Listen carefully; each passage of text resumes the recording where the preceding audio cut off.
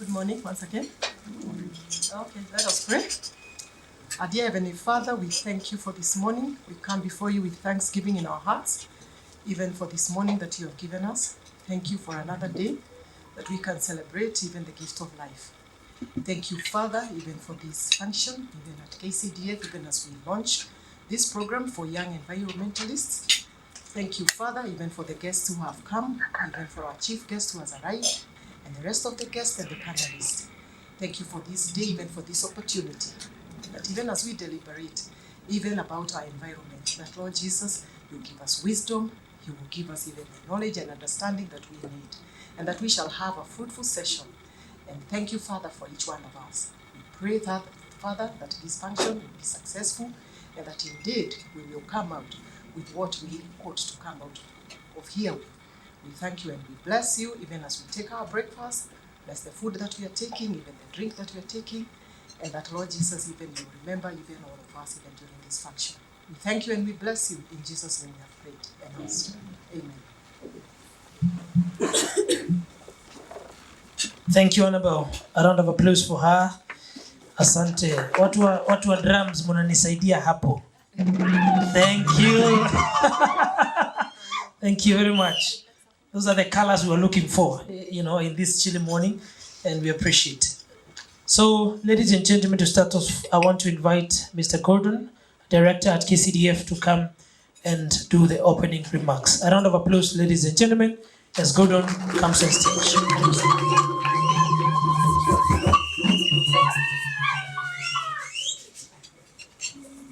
Good morning, everybody. It's my pleasure today, on behalf of KCDF, to welcome you all to this event. It's really, really nice to see so many people gathered today, and particularly at a time when environmental issues are really, really raging. We come from an era where there's denial about climate change, and there's so many opposing discussions, theories, and everything else. And our venue today is really, really appropriate, right in the Nairobi Arboretum. And I hope many of you who are here do take advantage of it. You cannot take it for granted that you can have a forest in the middle of right in the middle of the city. Those of you who live around Kilimani, Kileleshwa, Lavington, the tree cover is diminishing at a very fast rate. Today I drove down Dennis Bridge Road, an area I grew up as a child, and I was devastated to see that somebody has taken an entire, I think, 3-4 acres, put a petrol station, a shopping complex, in an area where the roads are very narrow, very small. And I think that's a challenge because those areas were really, really green. So the big challenge is all of us is how many of you have planted a tree this year? You don't need to raise up your hands to save embarrassment. If you haven't, we have many more months to go for you to keep planting trees. The beauty of planting trees is you see the result after 5 years. And if you have a piece of land and you planted trees, your neighbors will want to buy it from you at 10 times the price that you bought it at. While the true cost is only looking after the trees for just the first year, really, and essentially nature will take its course. I'm here actually on behalf of the directors and trustees of KCDF to welcome you to this initiative that we have, and also talking about the youth and the environment. People our age sometimes have a challenge in that we say, let's destroy it. They will not be there for the future. And the youth, this is your future.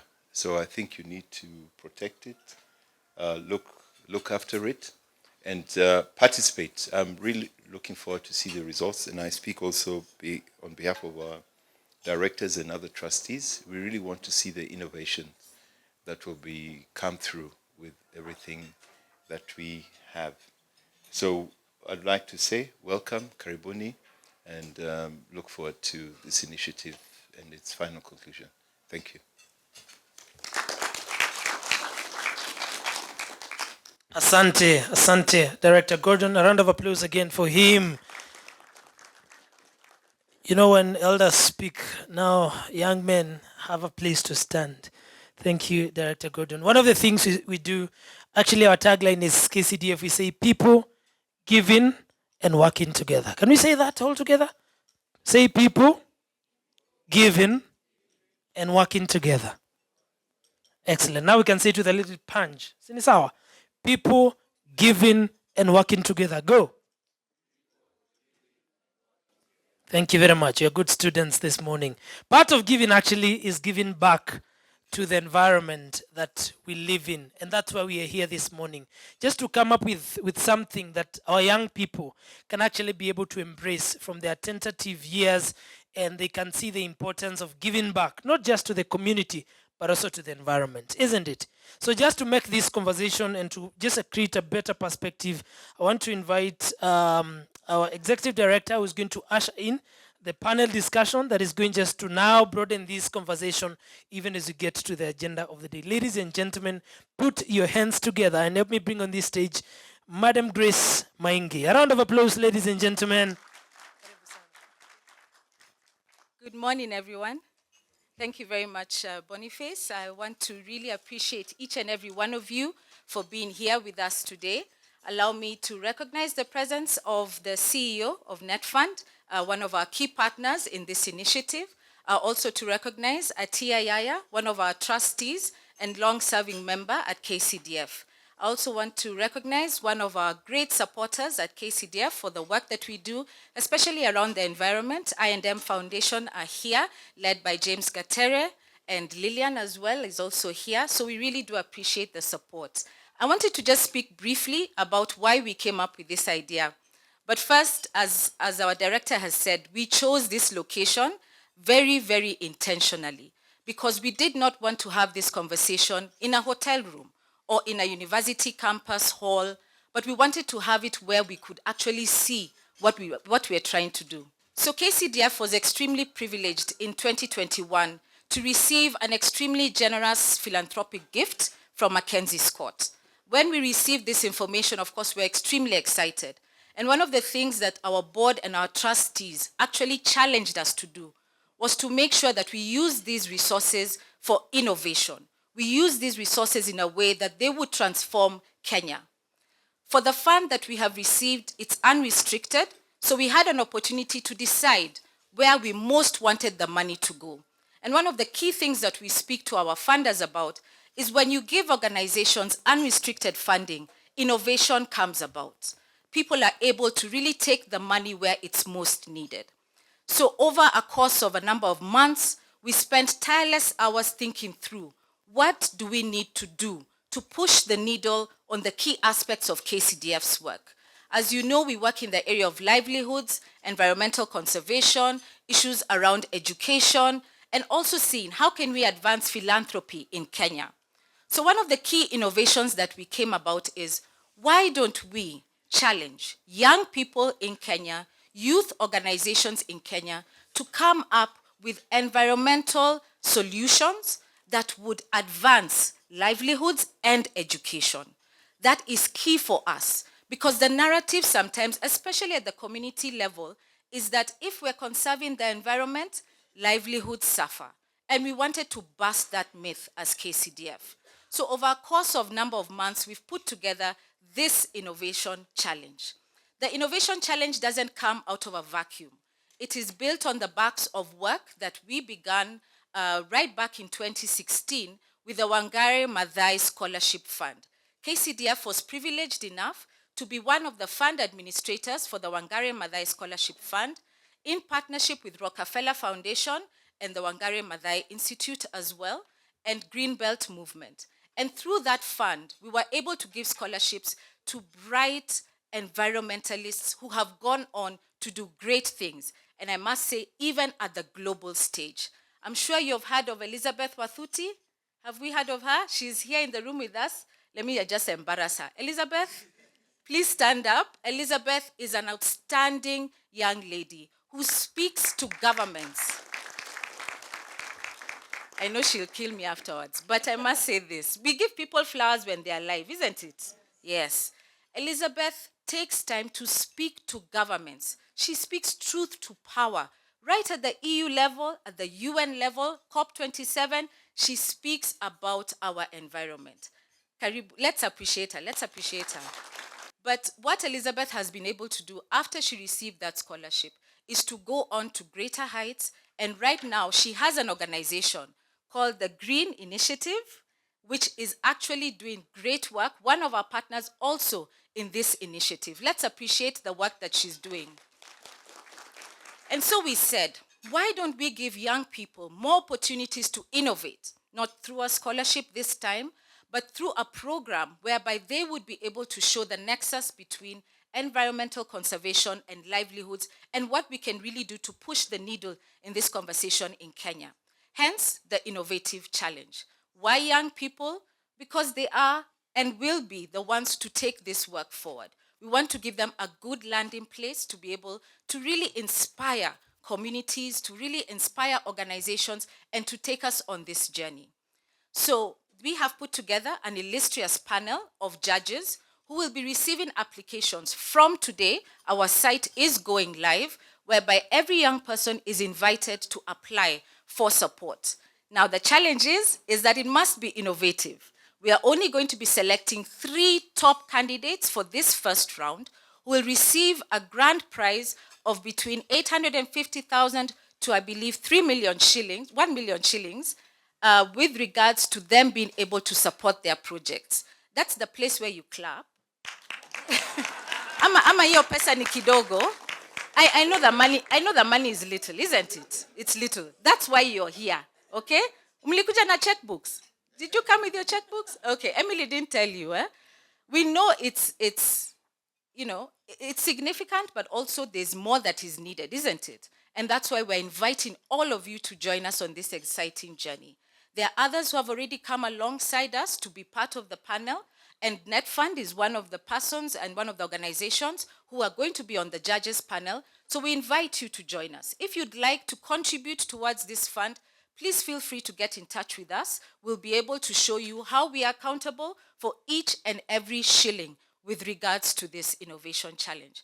So as you can see, the reason why we're sitting in the cold is for a good cause, isn't it? But we do promise you some dancing at the end to keep you warm. But we really do appreciate each and every one of you for being here with us today. So it gives me great pleasure, before we go into the panel discussion, to invite our chief guest, the CEO from NetFund, Mr. Samson Toniok.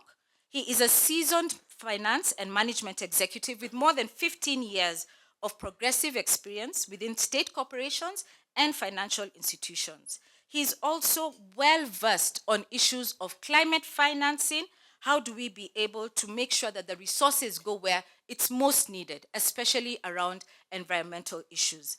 NetFund, which is the National Environmental Trust Fund, is a key partner of KCDF on this journey, and we're extremely pleased and humbled to have with us today the CEO, as well as a large team with him here as well, to really usher us into this innovation challenge. So ladies and gentlemen, please join me in welcoming to the stage the CEO of NetFund. Thank you.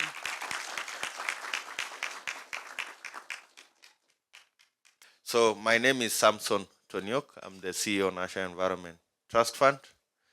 So if I can speak about National Environment Trust Fund, is that it's a state corporation under the Ministry of Environment and Forestry, a creation of MCA 1999, alongside other institutions like NEMA, National Environment Complaints Committee, and the National Environment Tribunal.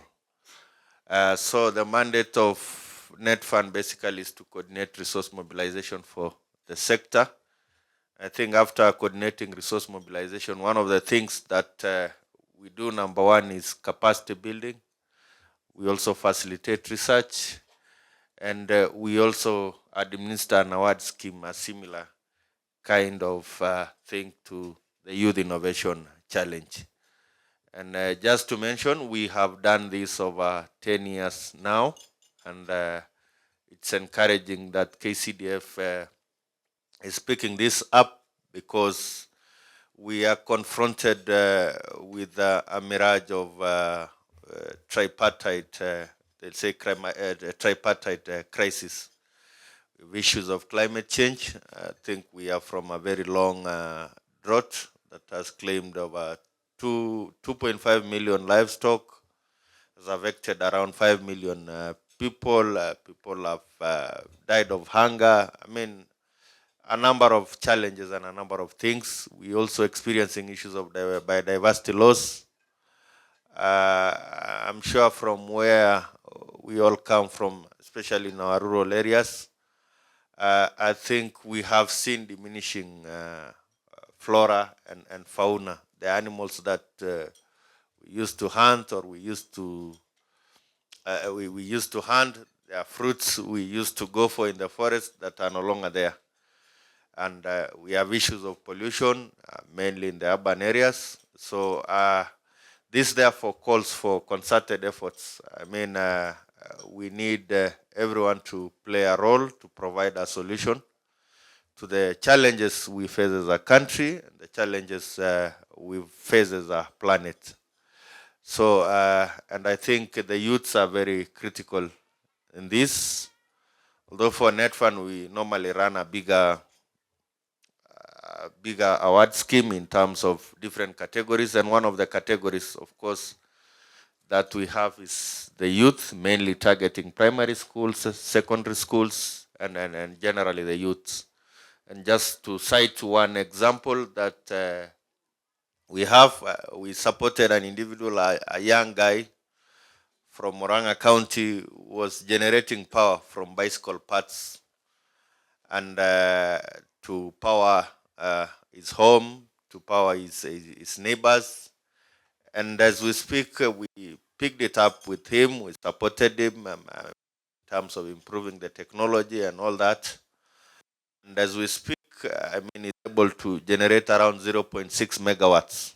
Of course, from the improvement in the innovation and also being able to link him up with potential investors, and the guy is now a millionaire. So, I mean, this kind of innovation really can take us places and can provide the solutions that we want as a country. We have an African Climate Summit that is coming up in September, and these are some of the things that are worth showcasing, I mean, to the global north, just to show that we have the solution to the challenges we have. And I think the only thing that we ask for is investments and basically partnership. So allow me just to read a short speech that I had done. So the Board of Trustees and Directors of KCDF, the Executive Director, the Chief Executive Person, distinguished guests, ladies and gentlemen, good morning. I'm honored to join you on this auspicious occasion. I would like to thank the KCDF team and those involved in the planning and execution of this worthy and timely event. I would like to thank all the partners who have taken time out of their busy schedules in this chilly morning to be here today at Arboretum. Ladies and gentlemen, as I said, we are faced with unprecedented environmental crisis or challenges of biodiversity loss, climate change, pollution, and we have all seen the effects of this crisis. I mean, I said we have experienced a long drought that has claimed around 2.5 million livestock, that has affected 5 million human beings. There's been loss of life, loss of livelihoods, and a lot of things. So recent reports indicate that by 2030, the net cost of climate change to the Kenyan economy could be equivalent to the loss of 3% GDP. So if you do 3% of GDP, and you know our budget, our current budget, I think it's almost, we are approaching 4 trillion. So you can just imagine the magnitude of the loss or the cost of climate change. So this has effect on a number of critical sectors to the country. Agriculture, you all know that agriculture is the backbone of the Kenyan economy. Water, I mean, water is critical for agriculture, for domestic use, and for a number of other uses. Energy, I mean, we rely a lot on hydros, and therefore climate change has a big impact on this. Wildlife, I mean, we have seen the number of wildlife that we lost, especially on due to the drought and other sectors. So the recent prolonged drought that affected 5 million people living them without adequate access to food and water is clear testament to this. Faced with these circumstances, it is urgent and necessary that we come up with creative mitigation and adaptation measures, not only to survive but also restore Mother Nature, our planet. And therefore, this particular innovative challenge, I think, is just a call to ensure that we get these particular innovations to address the issues that we face as a country. The launch of the Environmentalist Innovative Challenge is therefore noble and timely. Indeed, lessons from NetFund's Green Innovation Award strongly demonstrate the potential of untapped youthful innovators in creating profitable green enterprises while positively restoring the environment, impacting communities, and contributing to country's sustainability agenda. As NetFund, we normally run a biannual Green Innovation Challenge, of course, targeting categories of participants from the youths, journalists, schools, women, and all that. And under this program, more than 100 Kenyan startups have been transformed into viable and profitable green enterprises across diverse and critical sectors ranging from green technologies in waste, water, energy, pollution control, circular economy, and forestry. The success of our GIA is strongly anchored on our pursuit of strategic partnerships. So the fact that we have all of you here just speak to that partnership is critical in ensuring that we deliver a successful award or a successful challenge. Indeed, the importance of partnership in this kind of programs can never be overemphasized. The nature and amount of support from partners ranging from technical, advisory, financial, market linkages opportunities to take innovative startups to the next level require financial resources that will be impossible to provide without involvement of strategic partners. I think the executive director has spoken to this, and just to request the support of everyone in whatever way, just to ensure that KCDF delivers a successful innovative challenge. For this reason, I would like to applaud KCDF for this noble initiative and encourage you to continue fostering partnership for future and continued success of this challenge. Therefore, as we launch this great initiative today, I want to remind all organizations present here to think how they can join hands with KCDF to a greater pool of youthful environmental innovators across the country and beyond. In conclusion, ladies and gentlemen, I wish to state to KCDF that you can count on NetFund for partnership and support in this initiative. Thank you, and God bless you.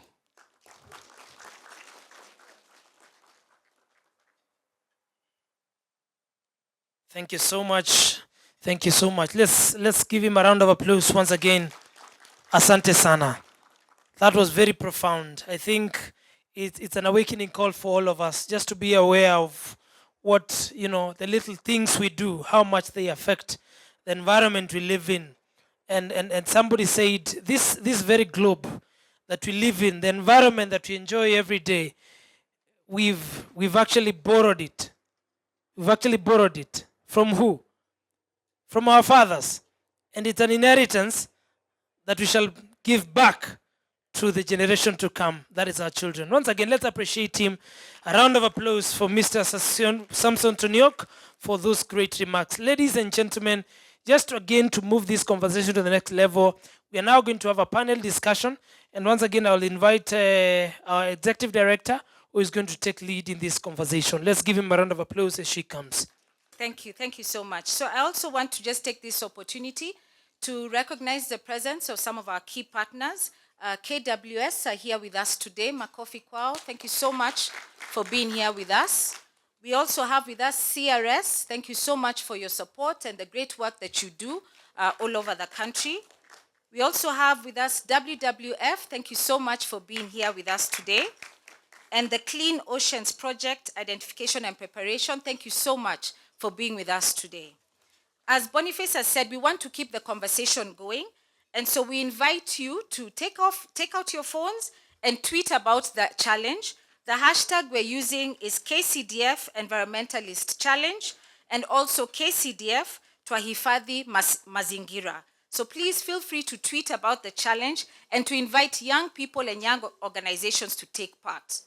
So in terms of the details of the challenge, which starts today, the close of the applications will be on the 3rd of August. There are 2 categories that we are awarding.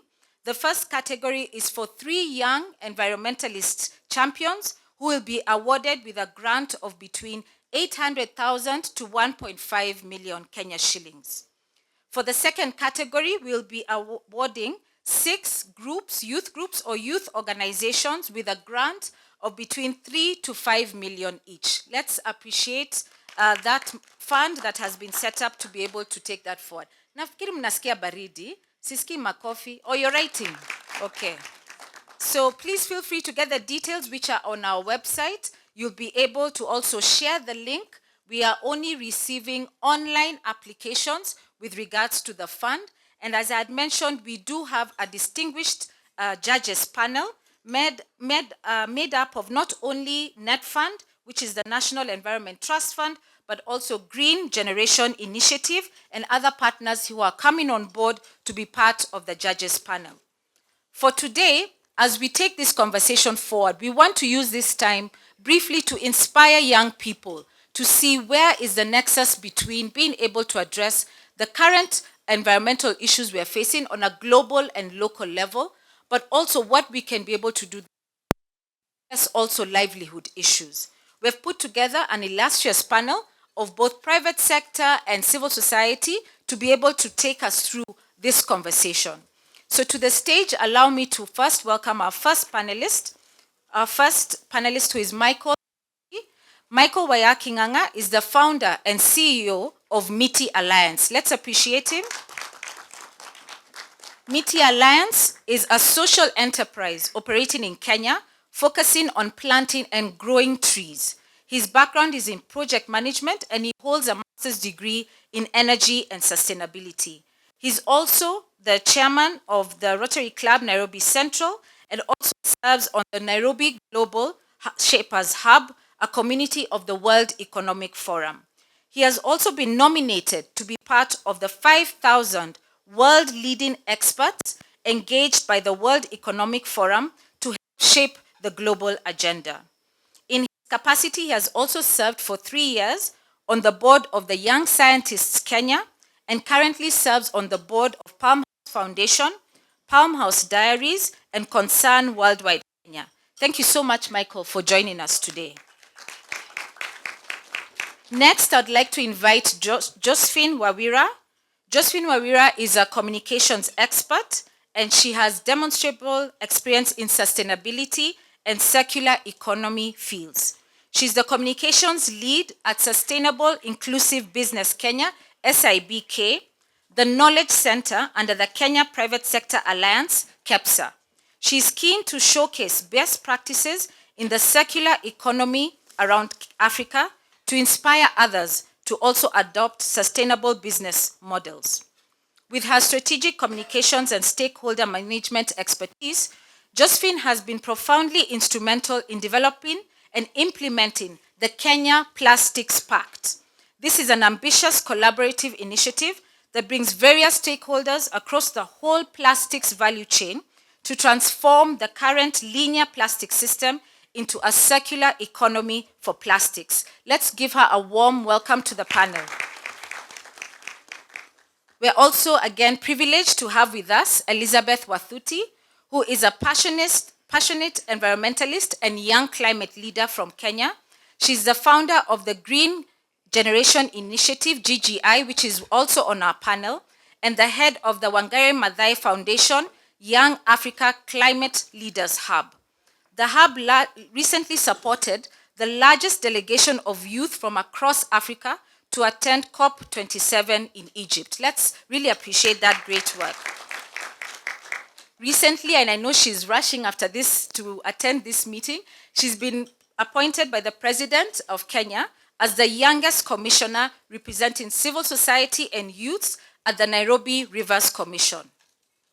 Elizabeth is also the county's advisory committee member of the Upper Tana Nairobi Water Fund. Welcome to the panel. And last but definitely not least, we have a great supporter from KEPSA. They have been working with us, and we look forward to continually working with them to be able to undertake this work moving forward. Allow me to introduce and welcome to the stage Ebenezer Amadi. He is a dedicated professional driven by a strong passion for fostering collaborations in the realm of sustainability. He currently serves as the program manager at KEPSA, and he plays a pivotal role in actually leading the sustainability pillar and contributes to the Kenya Plastics Pact. He is also one of the nominated persons to serve supporting the working group tasked to supporting Kenya in the development of a legal framework to implement Article 6 of the Paris Agreement under the Ministry of Environment, Climate Change and Forestry. He has shared a lot of his experience and perspectives across Africa, and we're very, very delighted and really humbled to have him on our panel. Let's give our panelists a warm, warm welcome. And let me start with you, Michael. Tell us a bit about Miti Alliance and how we're doing with planting trees. You know, one of the things I thank KCDF for teaching me is, you know, there's a difference between planting and growing trees. Do we know that? I just discovered that the other day, so I'm very, very excited. What's the difference between planting and growing Miti Alliance, and how can we be able to contribute more to this work, especially for young people? Thank you, Grace. Good morning, everyone. So as you've heard, my name is Michael. I'm the founder and CEO of Miti Alliance, and we've been there since 2018, but my journey began way back when I was a Rotaractor, and I can see Rotarian Atia here. Thank you for the support to see us young people go forward. So Miti Alliance was born in 2018, but I had been planting for like the 10 years before because I was a Rotaract president and I was an active youth member. And what we have been doing is, first, we were planting. We also made the same mistake. And it's good to learn from your mistakes. We were busy being in every other activity, having fun, planting, taking the pictures, the selfies, the reels, and then we go. So what happens with the growing is that we learned when we did one time some M&E, monitoring and evaluation. And we discovered most of the trees that we were planting were all dying. Either because we planted late into the rainy season, or we didn't look at the key components. So we decided to be doing it right with Miti Alliance. And as Miti Alliance, we've been to 250 schools. We now just hit about 187,000 trees. And we are focusing on a model that targets schools. Schools, because the most expensive thing is not just the seedling and the planting event. It is the actual growing. So when we have partners who don't believe in supporting the aspect of the cost of that growing of that tree, we work with the people that can help us grow the seedling. So the main thing you are seeing that everybody is undertaking a tree planting event, it would be already green if all of us are planting the way we are planting.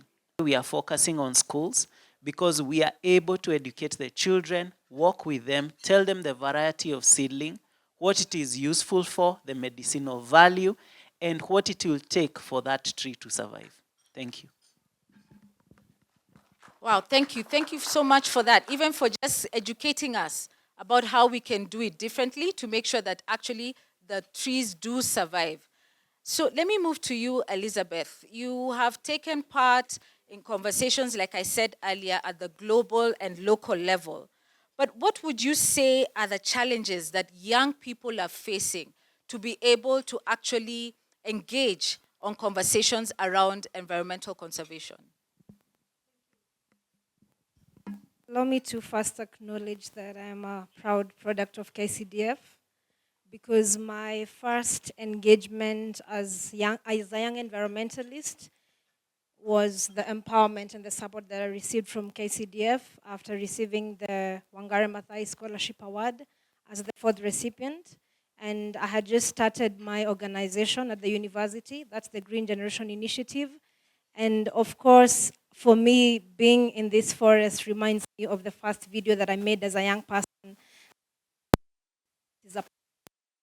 Because I grew up in the most forested city in Kenya. I'm not sure how many know which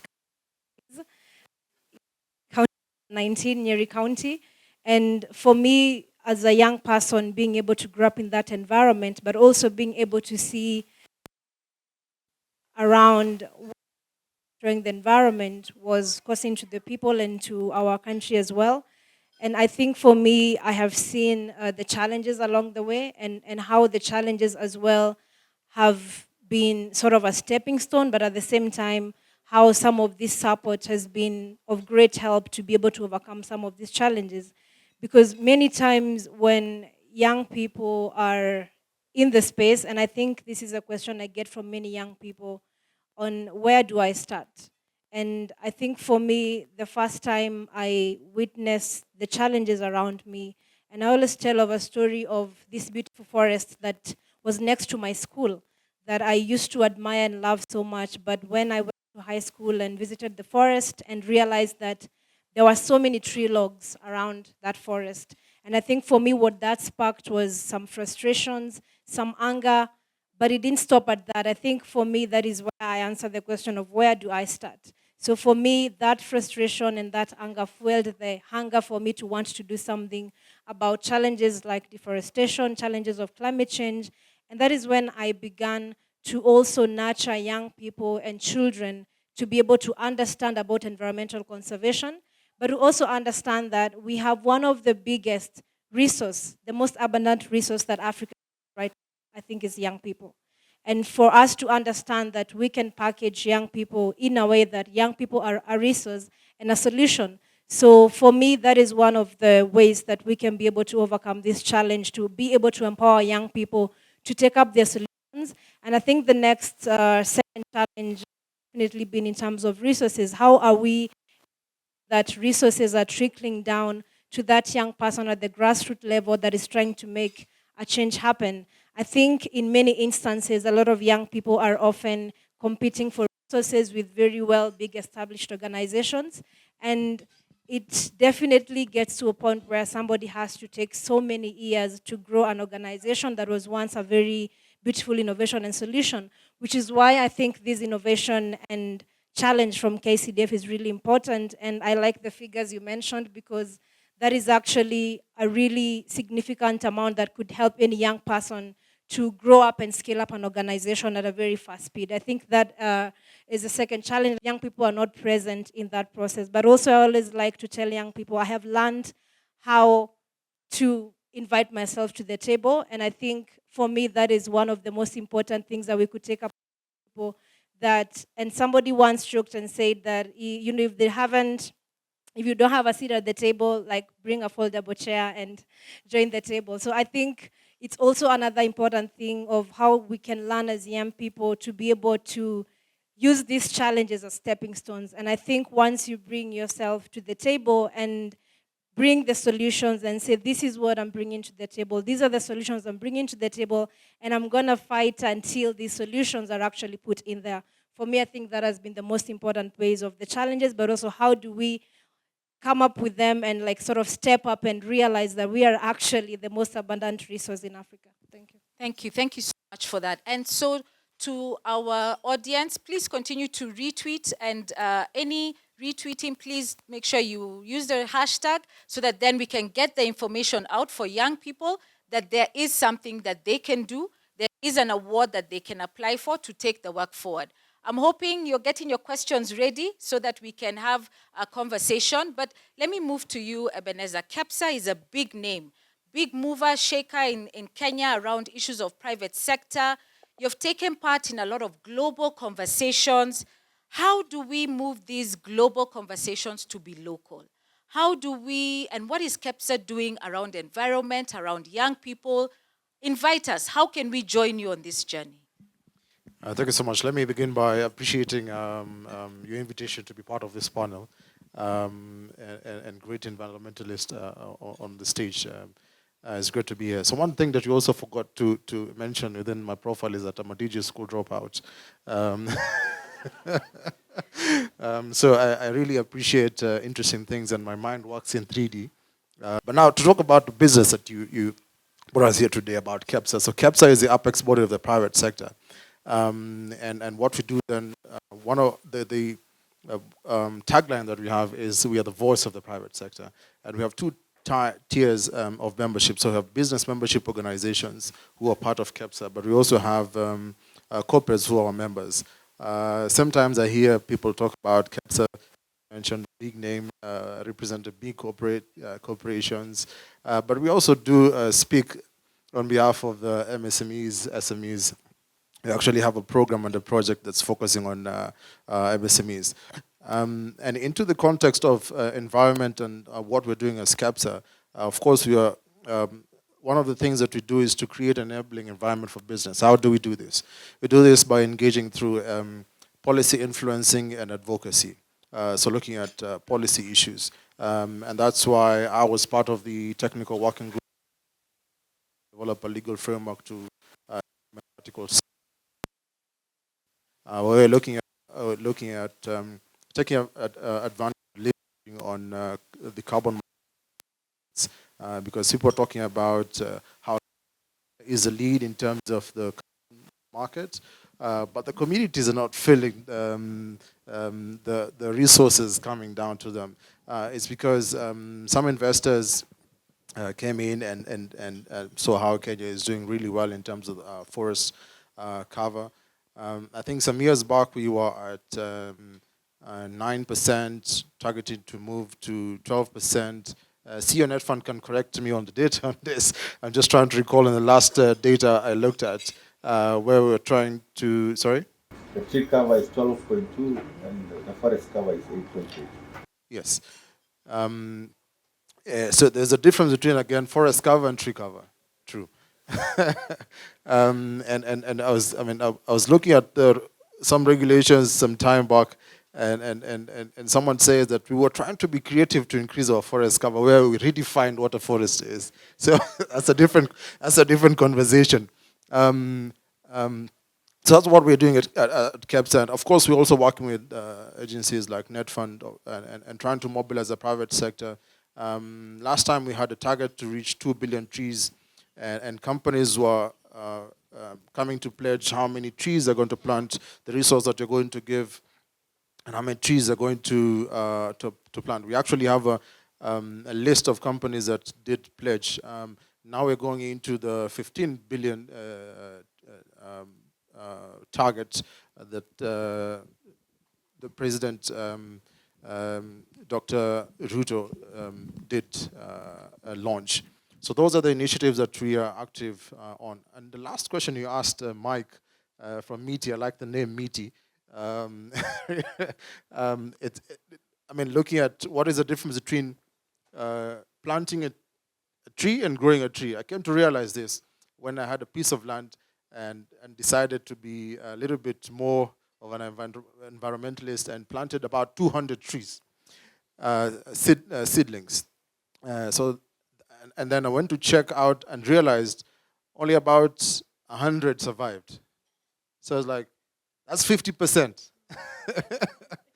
About 3 months later, I went back and I realized 70 had survived. So it's almost like I was redoing about 55% of what I had done before. So that's the difference. I mean, when you celebrate, you've just planted a tree, but you're not looking at you planting a tree. So I also realized planting a tree can cost you about, how much is a seedling? Let's say, talk about 100 to 300, depending on what kind of seedling you're looking at.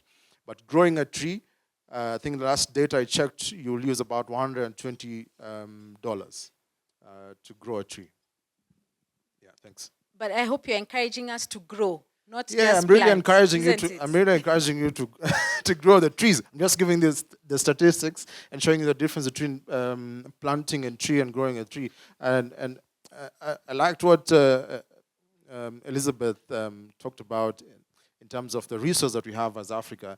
And I can give you the context. We're about 7.8 to 8 billion people in the entire world, right? About 1.2 billion youth, right? Up to that point, you had tuko pamoja. The population of Africa is 1.4 billion. So if you replicate that and just take the youth population and put it into Africa, it's almost the population of Africa, right? And now let's come back to the Kenya scenario. Our definition is that the youth is between 18 to 34, right? The global, I see they redefine it, I think it's between 16 or 18 to 24. But Africa, we're defining it as from 18 to 35, right? So if you come to the Kenyan context, actually the youth population is quite greater if you look at 18 to 34. So it's a great population and a great resource that we have, especially, I mean, liking the challenge that you're launching today, looking at young environmentalists. Let me not talk too much. I'll talk until tomorrow. So thank you. Thank you so much for sharing those insights and those statistics. So can I see by a show of hands where our questions are? Do we have any questions yet from the audience? Thank you. So my people will mark those so that then we'll come to you right after this. So let me invite Josephine to the conversation.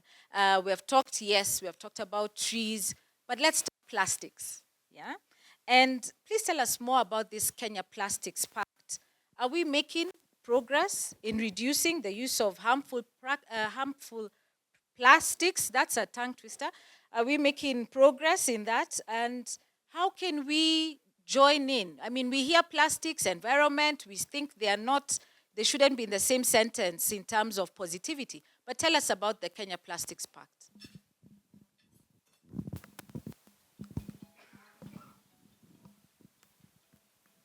Hi, much better, thank you. So I think it's quite an honor for me to be in this panel as well, and a great audience to be in front of. So my background is in communications and with a passion in circular economy and environmental conservation.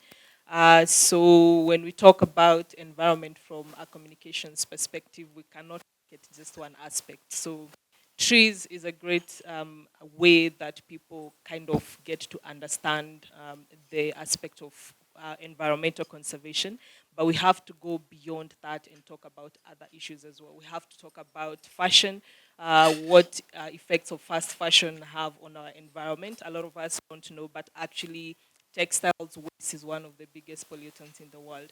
But leaving that and coming back now to your question of plastics as well.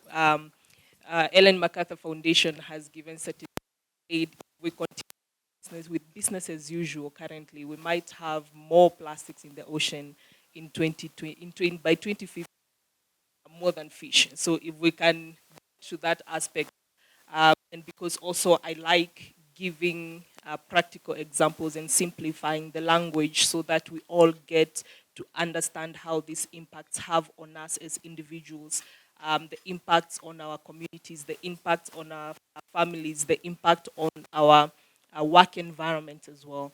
So when we take a plastic bottle and throw it and we think we have thrown it away, there is no away. Away is somewhere in the environment. So the actions that we take from the beginning kind of have that impact. And the thing with plastic is that multi-stakeholders involved, from creation to the retail sector, to the consumers, who is you and I, to the waste management value chain that deals with the plastic. We are all involved. And awareness creation is the most key part that has been missing for time. So because someone will come and tell you that plastic is not the problem. I mean, it has been one of the greatest innovation in our generation. The problem is how we interact with that plastic and how we get to dispose of it after and how we manage it as well. So the creation of the Kenya Plastics Pact, bringing together stakeholders in the plastics value chain to get to kind of rethink how we relate with plastics, to create a circular economy for plastic so that it does not end up in the environment, but we keep it in the system. And we do this by being led by principles that first we have to eliminate what we don't necessarily need, and those are problematic, and those are not necessary. So if we look at what we have in the economy at the moment, what must we not have? What do you look in your house and you say, I can't do with that? When you order your food online and you're ordering it at your home where you have your normal plastic, your normal spoons that you're going to use clean, but you still request for the plastic cutlery, with forks and the plastics that you're going to probably not even use them and then dispose them on your waste bag. So what do we not need? And then finally we circulate them in the system. And for this, we must set targets. So most of the initiatives that we have, the challenge is that we don't have targets to guide us. So under the Kenya Plastics Pact, we have developed targets towards 2030. And one is to ensure that we eliminate all unnecessary and problematic plastics. And then second, to ensure that we have plastics that are 100% recyclable and reusable. And then by 2030, we must make sure that 40% of them are actually being effectively recycled, and to ensure that we have 15% of that recycled content in the economy. So those are the targets that guide us. We currently have 40 members and growing with commitments. The other thing we are looking at is to make sure we have actually practical applications, not to just talk, but to act. And with that, we've developed a roadmap to guide us with very clear outcomes and key activities that are going to be involved. And we also have launched, the application is currently open, an innovation challenge where we are calling producers of plastics to go clear, because that is one of the ways that we have to rethink. How do we increase the recyclability of plastics? Currently, I think the recyclability is between 8% and 10% in Kenya. So you can imagine between 82% to 90% of plastics currently end up in the environment. And the impact that that has on us is that when it rains, like now it's a rainy season, we end up seeing a lot of drainage problems. We end up seeing a lot of plastics in the ocean, plastics in our rivers, plastics in the environment, and the issue, like the policy implementation as well, that we have had the ban on single-use plastics, mostly in protected areas, for instance, and this is one of the protected areas now that we are in a park. So implementation of those policies, and glad that Ebenezer is sitting in one of committees that are going to push for the implementation of the extended producer responsibility. So calling on the producers to take responsibility of the products that they produce beyond just the production stage and the consumer stage to the end of life of those plastics products. So making sure that they are taken back, they are collected, they are recycled and kept in the system instead of going back to the environment. Thank you. Thank you so much, Josephine, for really demystifying the Kenya Plastics Pact for us. And we are inviting young people, think through the innovations, the organizations we're inviting. Let the innovations really be innovative, beyond just growing trees. I know we have talked a lot about that, but we want to see innovation and really being able to look at the Kenya Plastics Pact. Let's see what more we can do to increase the recyclability of plastics. So let me come to the audience. I think, I believe you have the mic. Our first hand was right here. Please introduce yourself and your question. Please keep your comment or question brief and indicate which of our panelists it's directed to. Thank you. Welcome. Thank you so much.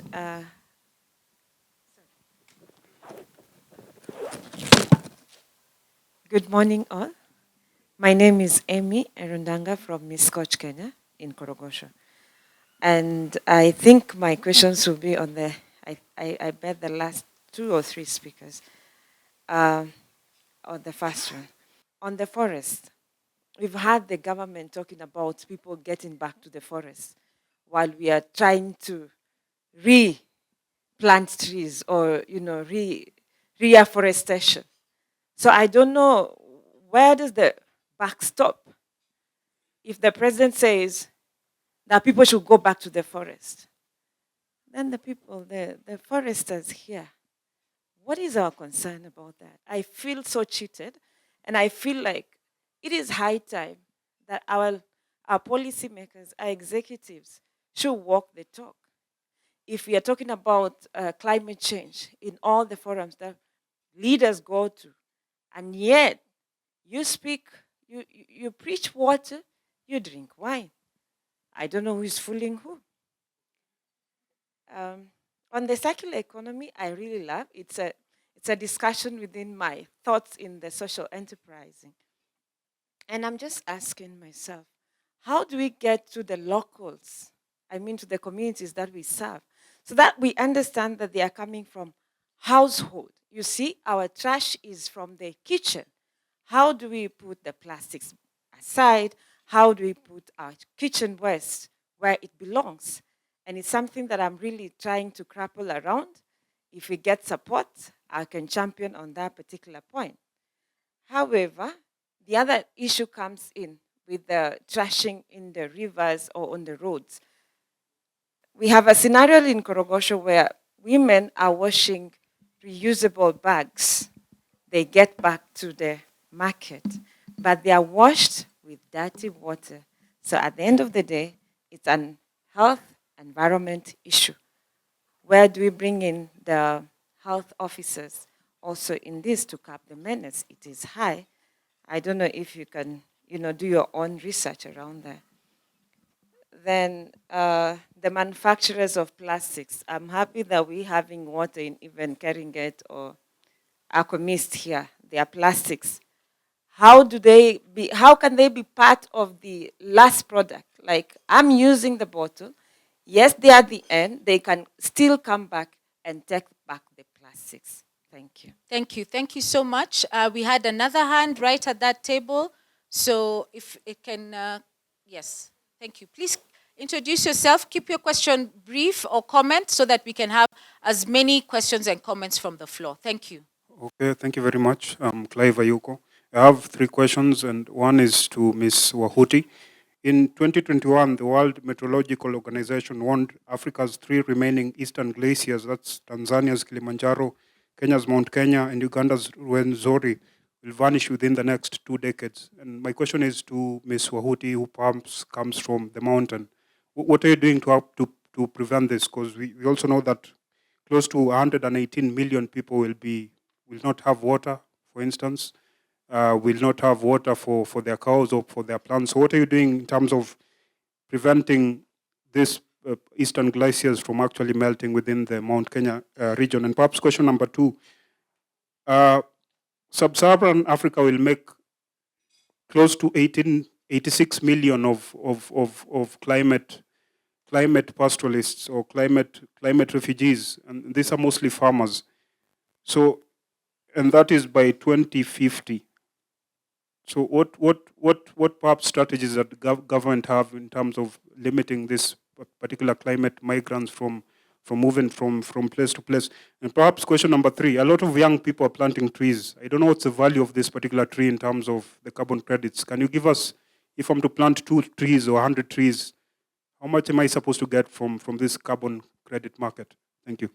Thank you. I think we'll take one more just because of time. Okay, I've seen those 2. We'll take those 2. Please keep it brief so that we can be able to close the session with everyone asking what they would want. Good morning. My name is Frederick Beuchi. I represent Foundation for People with Epilepsy from Malindi. Don't get scared, not from Shakahola. My question is, right now we are linking environmental conservation and climate change, and we are linking it to almost everything. We've just had here that I didn't think that you could link fashion with climate change and environment. And I don't know the conversations that we are having now, and every institution and company and organization coming up with a climate change initiative and linking it to what they are doing. When I was asked why I'm here and I'm dealing with epilepsy, what's the connection? We eventually found a way of also linking epilepsy with environment conservation and climate change. Yeah, for the fact that if somebody has epilepsy, one of the triggers is change of environment. I have a sister who has epilepsy, and because we are from Mombasa, if I came with her here, even if she has been seizure-free for so many years, she will experience a seizure because of the change of environment. So we came up with an initiative, again, to plant trees. And I thank you for redefining what planting and growing is, because we wanted to plant 1.5 million trees, representing 1.5 million people living with epilepsy in Kenya. But I'm here now asking myself, this linkage of epilepsy and climate change and environment conservation, how is it going to be of help moving forward? So let me just refresh that, and I want Elizabeth to help me in answering this question. Where do we draw the line? Not because we want to restrict people from linking everything with environment and climate change, but while they link, it's not about planting, but growing, and especially seeing the effectiveness of every activity that all these organizations and institutions are doing now, linking their programs with climate change. Thank you. We'll have that question and then a question from this end, and then we'll come back to the panelists. The gentleman in blue right there. That was a little bit before. Please introduce yourself, keep your question or comment brief, because we are really doing badly on time. All right. Thank you. My name is Elizabeth Nasaka, and I'm honored to be here. I represent an e-mobility company in South Africa. We are launching it in Kenya right now, in East Africa. And I also sit in, I represent Africa, an Africa Economic Summit group. And one of the questions that came up, it's in regard to climate and global warming. My question will go to Ms. Elizabeth. I told my team today you can never go wrong with an Elizabeth. I vote for Elizabeth. So, Elizabeth, what would be the difference between climate change and global warming? And also, do you think Africa is taking serious measures on climate change? Thank you. Thank you. Thank you for keeping it brief. The gentleman, and then we'll come to this end, and then we'll come back to our panelists.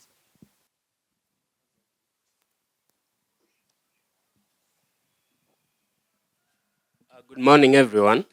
My name is Calvin Shikuku. I run the Motor Bricks Innovation Center, and here we are coming up with local solutions to solve climate change in the informal settlements. I have two questions. One goes to the gentleman from MITI Alliance, and the other from Liz Mazingira. I'd like to hear more about behavior change, because this is something, in Mathare, for example, it's something we are realizing is very important, especially because you've worked with children, and we know that people are at different stages of behavior change when it comes to environmental conservation. To Liz, we know the youth have a lot of energy, and sometimes this energy finds itself in the wrong places. How can we harness this youthful energy to create movements that benefit the environment? Thank you. Thank you. Thank you very much. We'll come over to this end.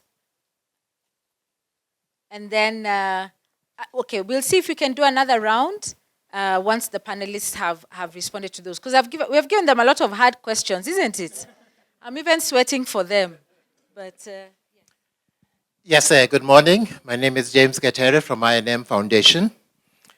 Two comment/questions to Grace and Elizabeth. First of all, talking about the youth. And we have talked, and you brought about lack of opportunities given to the youth, them not being at the table. I like to comment about coming with a foldable chair and creating your own seat at the table. Great.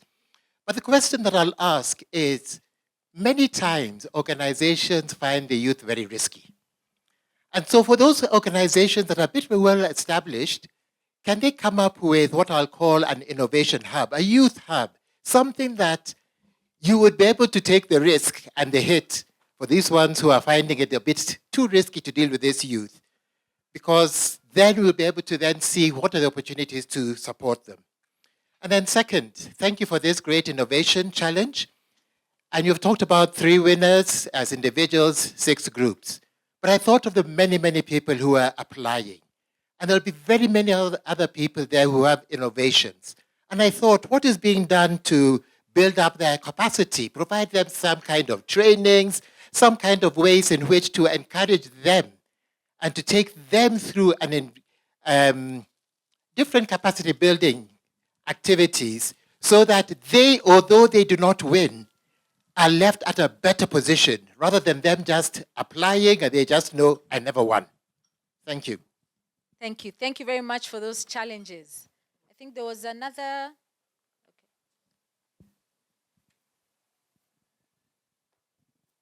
Hi everyone, my name is Collins Lugongo. I'm from the Green Generation Initiative. And I'll just ask a very simple question to Michael to trigger conversation on some of the challenges maybe you've been coming across when implementing the tree growing project in schools, and especially in the urban schools. Thank you. Okay, thank you. So let me come back to the panel. There are quite a number of questions, but some of them are also comments. If you can briefly be able to summarize your responses. Let me start with you, Michael. So do we start with the non-political ones? So I'll start with the last one, which is top of mind on urban schools and the challenge and how we are dealing with that. So urban schools have faced the challenge of space, water, diminishing water levels, boreholes are running dry, and how we've dealt with that is increasing their water harvesting methods, also limiting to the kind of trees that are being planted in the specific areas. In certain areas, there is red soil, clay soil, sandy soil in Nairobi, and we have to do a proper baseline before we do any project.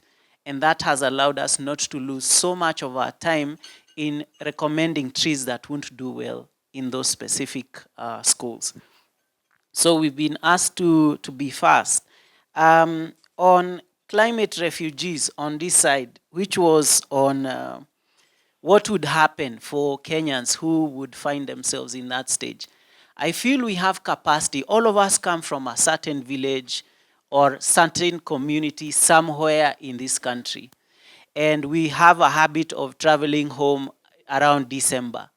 And the methods that we are seeing that are working is agroforestry methods, where the kind of farming that we've been doing has to change. The kind of methods of water harvesting has to change. Small dams, introducing of dam liners, introducing of swales, gabions in our lands, and also planting trees that would be of beneficial value. Give you a simple example. Someone has been growing maize, beans throughout their lifespan. What they need to do is they could look at what fruits can do well in their community so that they can start selling that commodity to increase their incomes. They possibly have cow manure and they could use that and generate their own biogas. You may say it is expensive, but eventually what is more expensive? When they start cutting down their trees for their firewood or charcoal. So agroforestry methods, another opportunity is for people to see beekeeping and alternative methods of growing their income stream for their livelihood to be more restorative than in a way where you're planting something every other season. And if you can research after this, it is called, you can try syntropic agroforestry, methods. Carbon credits, we are still to get there. I want Ebenezer to handle that one because he is on the committee, but I still feel that we are not yet there. We are yet to understand how complicated. The last closest verification that we got as an organization, we were asked for $50,000 to be certified. And would I choose between doing a school project or giving a consultant in Singapore $50,000? So you have to know what you are doing. It is long term. You are signing off a contract maybe for 25 years. Is that something that you can do? And then you have 5 brothers, 3 sisters, and then the land where you planted those trees, all of you have been given a share by your father, and then one of your brothers has decided they want to sell their trees. So where do you start with that? And on the hard last question, I'm tackling only the ones that I was addressed, Grace. So Paule, on logging again. So 2018 was when the ban was instituted, and we've seen the changes.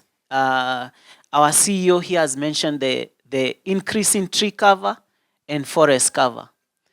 2 things I feel that have been a detriment for Kenya is that we have not worked on our sustainable forestry systems. I have researched on Canada extensively and our neighbor here, Tanzania. Iringa and certain areas of Tanzania have farms where if they harvest a section here of about 2 kilometers of timber, will come back here 25 years from now. And Kenya has the same kind of large pieces of land, but we are still having sustainable forestry system structures not very solid. Can more farmers be involved in that? So number 1, in terms of the logging, I feel that we need to prepare the public first. We need to involve them in sustainable forestry practices, long term. Ukambani is good for mokau, which is Melia vokensi, and mokau can be grown there. There are areas where Eucalyptus grandis can be grown for the purposes of timber. Now, when we were not logging, we were buying from Uganda, South Sudan, Congo, and Tanzania. Now, we need to think about why do they have systems and we don't have? Can we benchmark with them before we start logging? Can we continue to buy from them and then we start establishing these long-term structures? So for now, that's what I can say on the logging. Thank you very much. And it's good to know we have people on this panel who can be able to take this message forward, isn't it? So Josephine, over to you. I do feel obligated to kind of give a comment on the tree issue. Tonight I'll be traveling to Rwanda, where I'm doing a research study on nature-based solutions. And I had an interview with the head of IUCN Nature-Based Solutions Hub, and he mentioned, like if they knew years ago, Rwanda, if they had started years ago, the realization of the difference between tree planting and tea growing, they would be more, further away from where we are. And I take Rwanda as a good case study because, again, we kind of are back to back with each other, and we have a lot of case studies to take. They say when they started, they used to lose about only 30% of the trees they would plant would survive. That means 30% would die. 70% would die. But again, that is on a national level. So even as we talk about 15 billion trees right now, what many mechanisms are we putting in place to track and to actually acknowledge and report that this is the target that we have, this is the number of trees that we planted, this percent survived? Because then when we do that, we are able to know which areas do we focus on and which ones do we leave alone. I did contact the Rwanda Wildlife Conservation Program, again with the mentality of, while we are making this trip to Rwanda, let's do a tree planting exercise like it's the norm. They sent us a list of crop or tree seedlings that they would prefer because these ones would survive longer than these other ones. So initiatives like those. And then they went ahead and tell us, you know, we would advise for you not to do the exercise now because the climate does not allow until towards September, October. So instead of rushing to do the tree planting exercises just because it's a good thing to do, we need to put in place mechanisms that actually we stick to and say, let's do these exercises between this time and time, of a period of time in this area, because these climatic conditions allow for this kind of tree to grow in this area between this period of time. That gives it more chances for it to grow. So putting from the organizations level to, you know, even the awareness creation level at the local communities to the policy implementation levels at the government part, they will all play a role in us actually achieving that goal. And that also comes to the other question of awareness creation. And, you know, when you go to the village and you ask maybe a shosho, and they will tell you, you know, kuna ukame, mimea haijakuwa grow. And then another one will tell you, I planted my crops, but the rains came and it swept all of it. Or another is a harder and say my cattle has all died because of the drought and stuff like that. So they know the impacts of the climate change. But probably what we need now to focus on is to create awareness on how to help these communities mitigate, you know.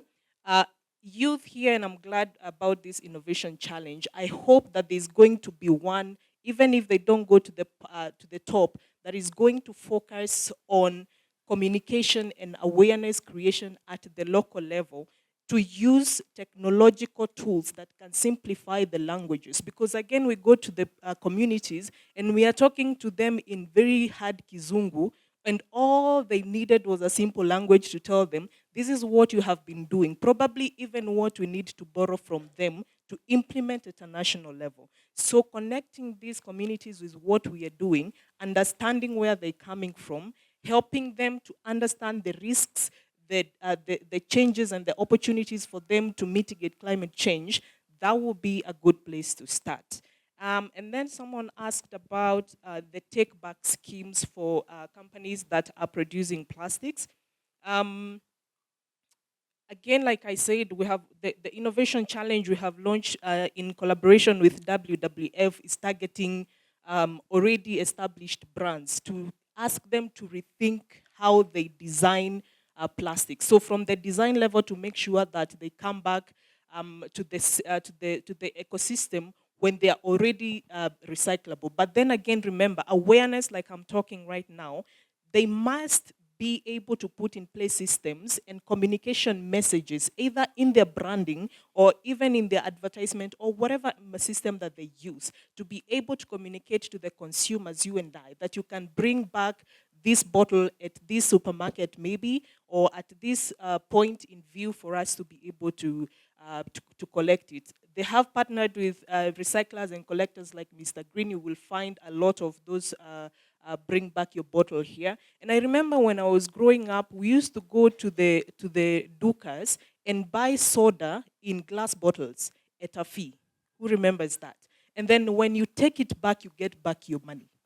That was an incentive that we used to do, to have, for us not to go for the plastics and to go for the glass bottles. So it's just a matter of communication and creating a system where, even on your question on the separation of waste at the source, we tell people, when you're separating your waste in your homestead, don't mix the plastics or what we call the dry waste with your wet waste. And the wet waste is the waste from your kitchen. Your vegetables, your leftovers, don't put them together, separate. But the challenge comes where you're separating your waste, but when the collector comes to collect it, he puts them together because there are no systems in place that are working. And so the household may feel discouraged because what is the point anyway? So if we put the system in place where we are saying, I will separate my waste at the source, I'll put the dry waste separately and the wet waste separately, and then when the collector comes, they have put either, because again of the lack of resources, maybe they are not able to invest in lorries that are that they have two compartments. So why not put different days and say, on Monday we will be collecting the dry waste, on Wednesday when we come back we will be focusing on the wet waste. And then that is able to go to the different recyclers. For the dry waste, then the plastics recyclers are able to collect their own, and the wet waste can go to people who are, for instance, doing farming and converting wet waste into fertilizer. So it needs to be an entire system that works. It cannot only be at the household level. It cannot only be at the producer's level. It has to be a working system. And then I think just two more. On the climate refugees, I am aware that the 1951 Convention on Refugees, as well as the 1967 Protocol, does not recognize climate refugees. And that is a very debatable topic to date. And we are asking, remember the difference between the refugees and the internally displaced persons. So for internally displaced persons, you could say, I'm not able to live in Turkana anymore, but I can live in another part of the country that is not deteriorating because of the climate effects. But the government must be able to offer you that kind of protection. A refugee is where your country, and there are countries in the world, because either the oceans, they're along the ocean lines, and the ocean is increasingly coming onto their habitats. They are no longer able to stay in their countries because of the effects of climate change, and they must move to other parts of the country. But these conventions, international conventions, they do not recognize climate change. Why? These are international, because the only thing that UNHCR has been able to do is put in place guidelines. And this has to come from countries that actually realize the impacts and appreciate the impacts of climate change and say, we need to start recognizing that it is possible for someone to make a claim and say, I can no longer live in my country because of the negative implications on my life, on my family, on my community because of the impacts of climate change. So it is a conversation that we must have. It is a conversation that national governments at the local level must start initiating, and also at the international level. Thank you. I know you were asked a lot of questions. We might not be able to answer all of them here, but we will find a way to be able to address them. So Elizabeth, if you could briefly respond to the questions that you've asked, and we just ask the audience to bear with us. We will be winding up shortly as we be able to make up for the time we have lost. Go ahead, Elizabeth. Yeah, I know I have so many questions. So I may not be able to answer all of them, but I'll try and put the answers together, at least to respond to the questions. And I'll begin by building up on YEIC's comment on the tree planting. I think for me, my stand has always been the same, that planting trees aids in mitigating climate change, but cannot single-handedly reverse the impacts if we do not at the same time safeguard our ecosystems and also reverse deforestation or stop deforestation that ends up reversing any tree growing efforts that are going on. So I think that is one message that needs to be very clear, that it's equally important that we keep growing the trees, but even much more important that we protect and safeguard our existing ecosystems.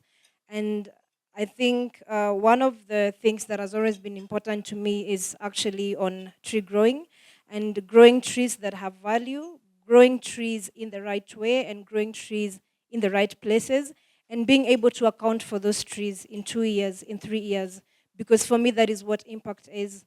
And it goes beyond being able to plant thousands, let's say today. If I cannot account for those thousands in the next 5 years, then we have not made impact. And I think one of the other question was around linking up environment with everything. I think for me, the first time in my high school, when I started being in this space, I remember I wanted to be an environmentalist. but it didn't go beyond tree planting, because that is much more of what I knew environment was all about. So when I talked about me wanting to be an environmentalist, I remember everybody was asking, you want to plant trees? You know, like for the students at that moment, it's like the career is all about planting trees.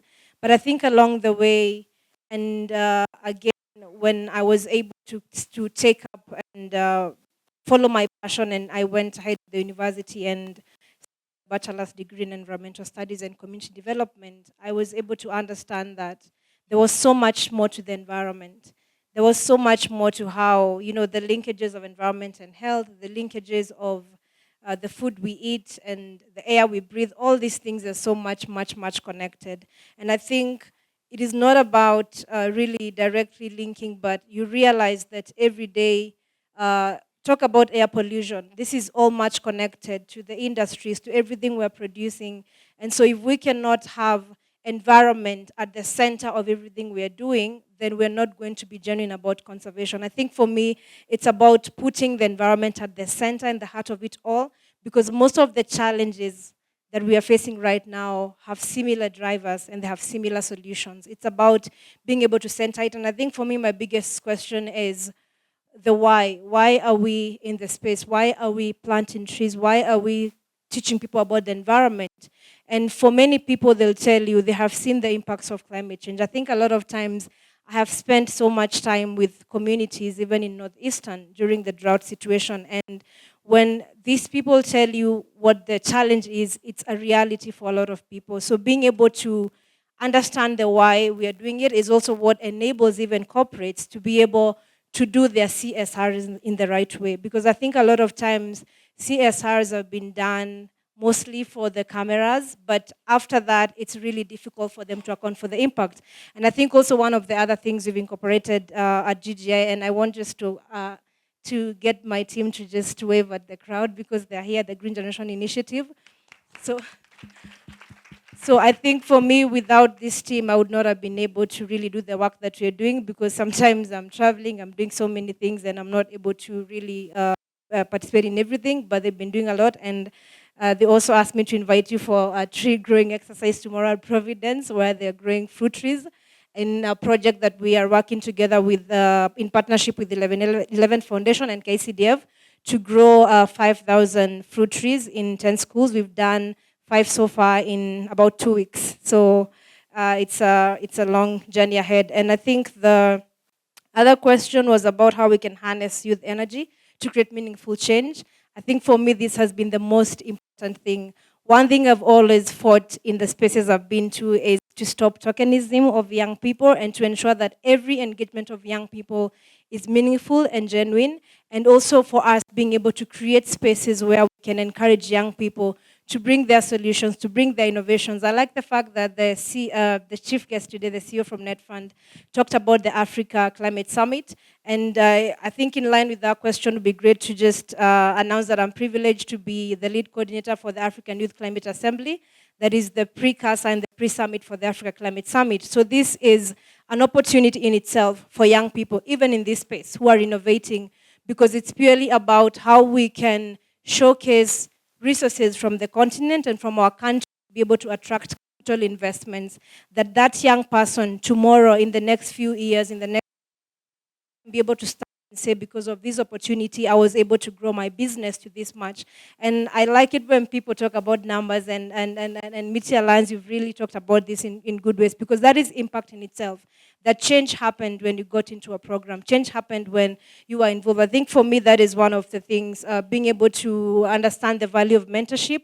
One of the things that I've benefited from greatly is also learning from people who have been there before me, people who understand the space, people who know the complexities of issues in the space, and people who can tell you, if you go this way, you're gonna backfire. If you go this way, then it's the right path for you. And if you face challenges, this is how you overcome them. I think that is a really important value that every young person also needs to not just take up, but also, and then sometimes it's also really good, somebody said that you need to understand what is it, like sort of the same way you define your terms of agreement with somebody, the same way you define these are the roles of somebody, I need to also understand what are the roles of my mentor. Because sometimes I can say somebody is my mentor, but how frequent do I communicate with them?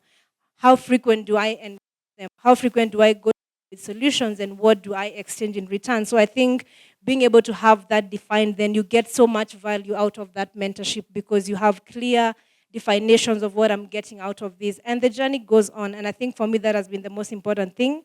And lastly, I think also learning from one another.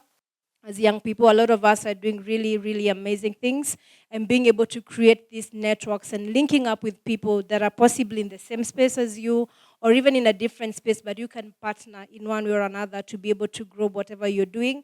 I think that is one of the most important things. So we can definitely create meaningful change and also get our young people out of where we, like the bad places that we find ourselves in, by being able to not only allow the youths to step up and do everything, but even for our elders, when you realize that young people are stepping up, what is your role in harnessing that? If you're having resources, how are you channeling them directly and easily to the young people to grow what they're doing? If you're a mentor and you want a mentor group, how are you doing that? I think it's both ways, and with that, we'll be able to harness that.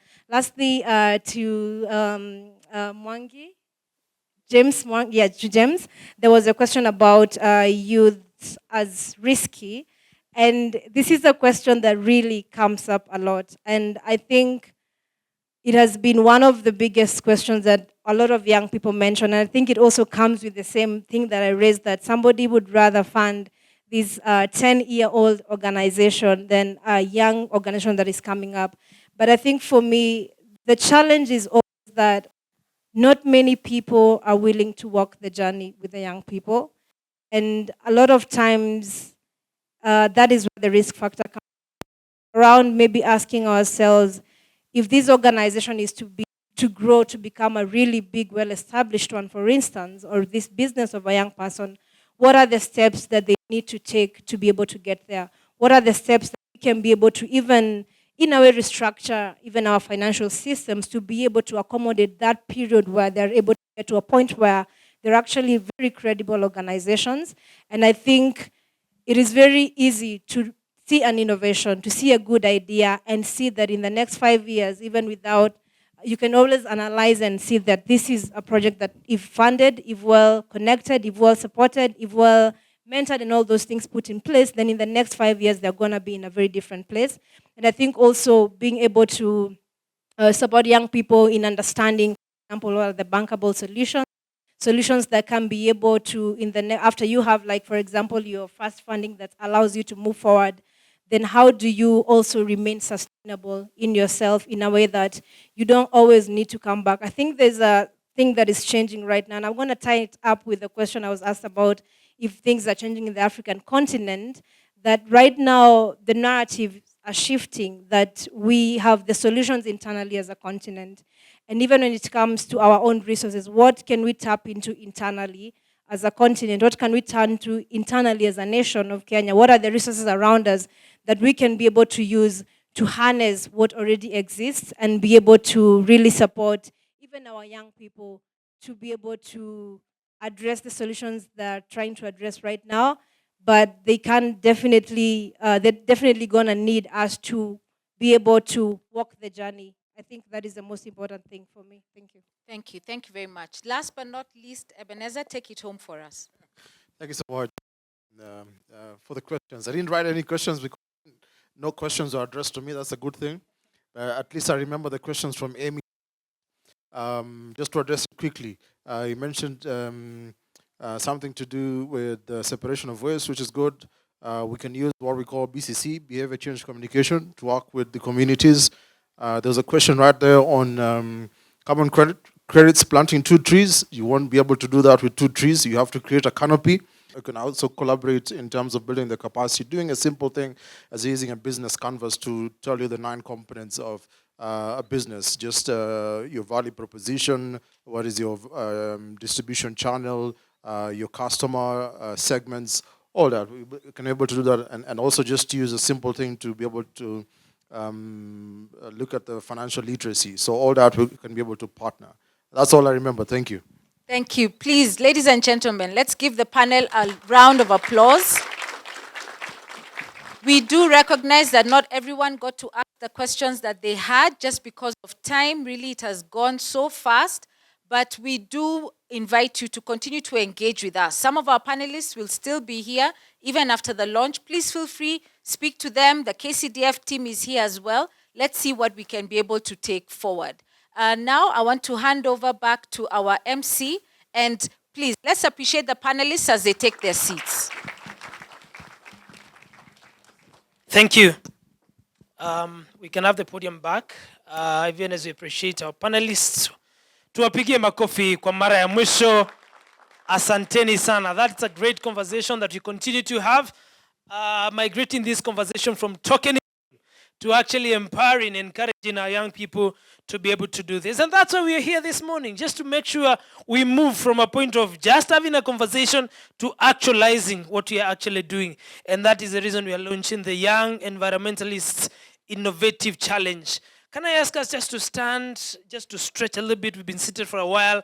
Yeah, please take out your phone, take a selfie with your friend. It's about that time, ladies and gentlemen. Take out your phone on a serious note. Let me show you how we're going to do this.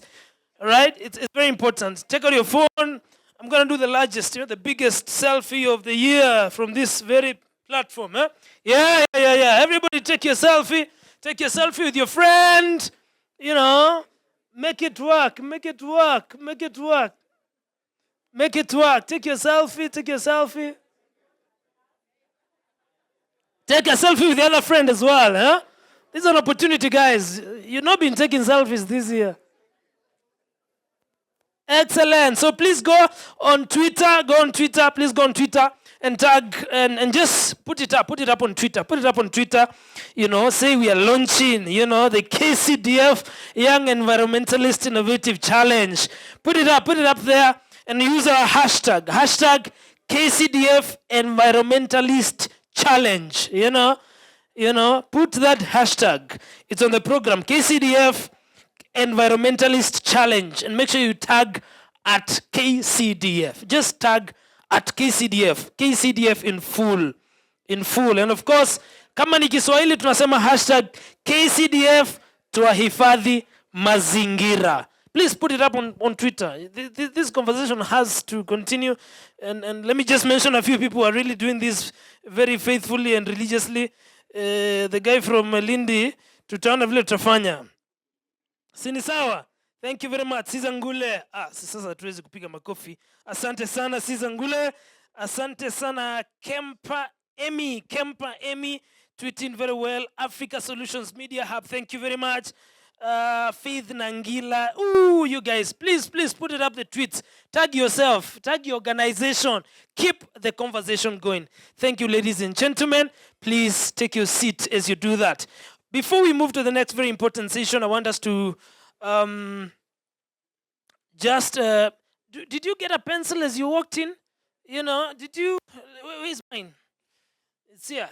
This is, we are going green. We didn't come to play. This is recycled newspapers. Look at it nicely. Observe. Ini gazeti. You see the way you read your newspaper and then you just throw it up? This is it. Ndio hii hapa. Na wale wengine tunafunga nini? Tunafunga nyama. Sema sio mimi. Sasa ndio huyu hapa wewe. This is it. These are purely green pencil, and this is what we're encouraging. The end user result. What happens to that newspaper after you've read it, after you've done all that you needed to do with it? So this is what we're encouraging, and like what these panelists have actually said, we are moving from just having a conversation to actualizing this thing. Tuko pamoja watu wangu wa drums. Piga hiyo kitu bwana. Bas. So hiyo wakati imefika. So we just want to actually make it happen. You've had, the empowerment that our young people are going to receive from this innovative challenge. It's amazing. And to make it more interesting, you can participate as an organization. Come up with your creative idea. Come up with this great thing. And actually, let's make it happen. But before we do that, there's a great video I want us to watch. And then put up the sound. It's very important, more than the and then we're going to have this happen. Let's watch this short video. It's on your screen,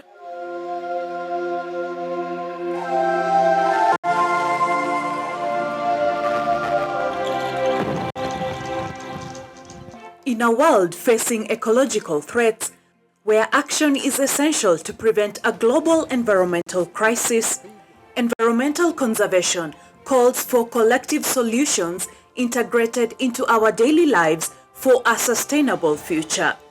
In an effort to bring on board all Kenyan youth and inspire them to advance environmental conservation, the Kenya Community Development Foundation, KCDF, brings you the Young Environmentalist Innovative Challenge. This challenge aims to develop and motivate action-oriented young people with strong values and commitment to become champions of environmental conservation.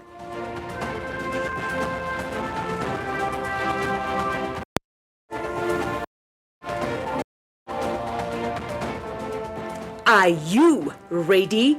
Ladies and gentlemen, introducing the KCDF Young Environmentalist Innovative Challenge. There you have it. Put your hands together, ladies and gentlemen. This initiative has been made possible by the generous philanthropic gift from MacKenzie Scott. Thank you very much. So to do this now, I want to invite on stage our chief guest, our executive director, and of course our directors to move to that side of the stage right now. We are going to do the actual launch. So please, I kindly request you to stand up, and then please come here, and then we're gonna have some guys who are gonna help us with this. And then for the rest of us, tutapiga makofi, tutasherehekea, and we're gonna enjoy. So to officially launch this great initiative, ladies and gentlemen, cameras, I would like you to arrange us properly so that you have a good view. Hii ndio kitu itakuwa kwa gazeti. Kwa hivyo mnataka tusimame hivyo, si ndio? Are you okay now? All right, we're going to do a countdown and then our chief director will cut the ribbon. So please pick the scissors, our chief. So in 5, watu wa drums tuko tayari. 5, 4, 3, 2, 1, 0.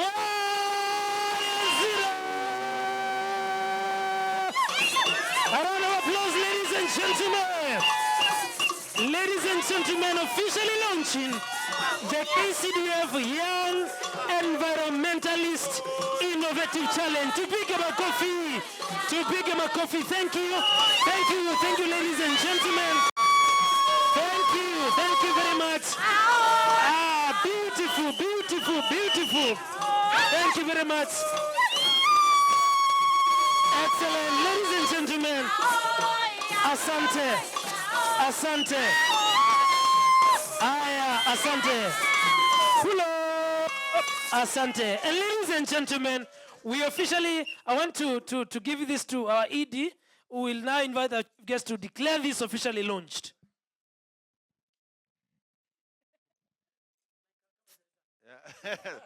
Asante. Thank you very much for this, and I now officially declare the Young Environmentalist Innovative Challenge launched. All are welcome to Let's take a picture. Tupige hiyo picture. Let's come close, just take a picture, and then let's take a picture.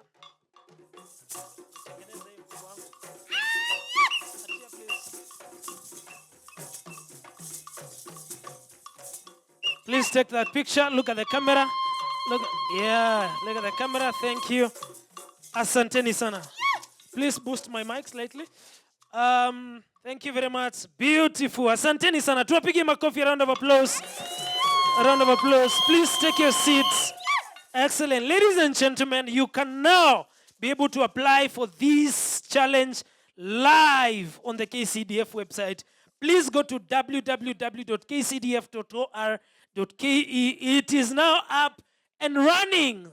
A round of applause again, ladies and gentlemen, for KCDF for this great initiative. Asanteni sana. Asanteni sana. Thank you, Adas. Pigeni kamoja mkitoka sasa. Ile mulikuwa mtayarisha. Itolewe hii. There you go. Enjoy the dance, ladies and gentlemen.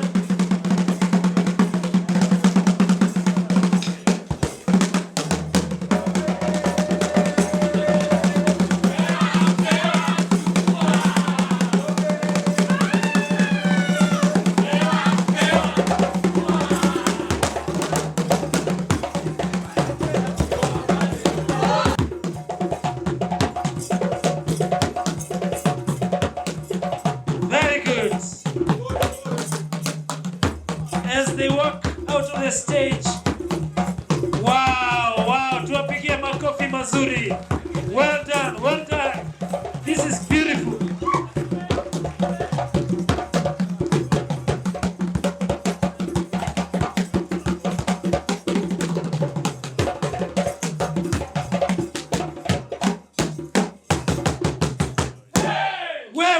Makofi tafadhali. Don't try that at home, eh? Tuko pamoja. Asanteni sana. A round of applause, ladies and gentlemen, for our entertainers this particular day. This is beautiful. Tumeshukuru sana, and we really appreciate for the good work. Wacha tusaidiane, hii kazi yote ni yetu. Asante, asante. A round of applause again for them. Asante as they leave the stage. Allow me now to invite the team leader in charge of this project to come and give a vote of thanks. And thereafter we shall do a group photo with the young people in the room so that we can now start actioning what we just spoke about. Thank you. Let's give a round of applause, a beautiful lady here.